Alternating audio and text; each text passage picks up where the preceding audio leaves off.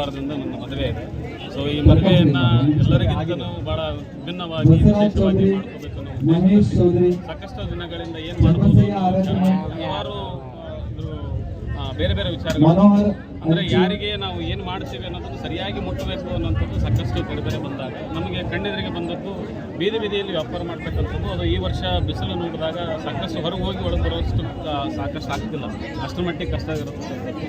ಅಂಥವರೆಲ್ಲರೂ ಬಿಸಿಲಲ್ಲಿ ಹಣ್ಣು ಅನ್ನ ದೂಡ್ಕೊಂಡು ಹೋಗುವಂಥದ್ದು, ತರಕಾರಿಗಳನ್ನ ದೂಡ್ಕೊಂಡು ಹೋಗುವಂಥದ್ದು ಬಹಳ ಕಷ್ಟಪಟ್ಟು ಅವ್ರು ದುಡಿಯೋದೇ ₹1 ₹2 ಲಾಭದಲ್ಲಿ ದುಡ್ತಿರ್ತಾರೆ. ಅವ್ರ ಮಂತನ ದಿನಕ್ಕೆ ₹100 ₹200 ಅವ್ರ ಮಂತನ ನಡ್ತಿರ್ತಾರೆ.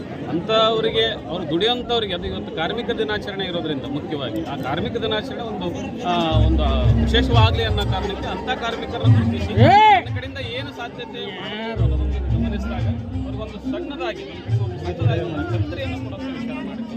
ಅದು ಸಾಲು ಅವ್ರಿಗೇನು ಒಂದು ವ್ಯಾಪಾರ ಮಾಡೋದಕ್ಕೆ ಯಾವುದೇ ರೀತಿ ಬಿಸಿಲು ಆಗಲಿ ಮಳೆ ಅಥವಾ ಗಾಳಿ ಯಾವುದೇ ರೀತಿ ಏನು ಪ್ರಾಬ್ಲಮ್ ಆಗ್ತದೆ ಅವರ ವ್ಯಾಪಾರ ಅವ್ರಿಗೆ ಸುಗಮವಾಗಿ ನಡೀಲಿ ಅನ್ನೋ ಕಾರಣಕ್ಕೆ ನನ್ನ ಕೈಲಿ ಆದಷ್ಟು ಮಾಡುವಂಥ ವ್ಯವಸ್ಥೆ ನಾವು ಮಾಡ್ತೀವಿ. ಈಗ ನಾವು ಒಂದು 200 ಬೀದಿ ಬದಿ ವ್ಯಾಪಾರಿಗಳಿಗೆ ಕೊಡಬೇಕು ಅನ್ನೋ ಉದ್ದೇಶದಲ್ಲಿ ನಾವು ಪ್ರಕಟಣೆಯನ್ನು ಕೊಟ್ಟಾಗ ಸುಮಾರು 400ಕ್ಕಿಂತ ಹೆಚ್ಚು ನಮಗೆ ಅರ್ಜಿಗಳು ಬಂದಿತ್ತು. ಅವಾಗ ನಮ್ಗೆ ಗೊತ್ತಾಯಿತು ಇದರ ಅವಶ್ಯಕತೆ ಇನ್ನೂ ಎಷ್ಟಿದೆ ಅಂತ ಹೇಳಿ.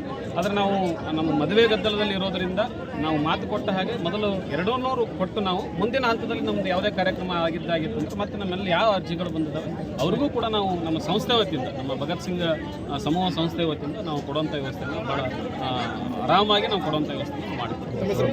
ಸತೀಶ್ ಭಾಗಣ್ಣ.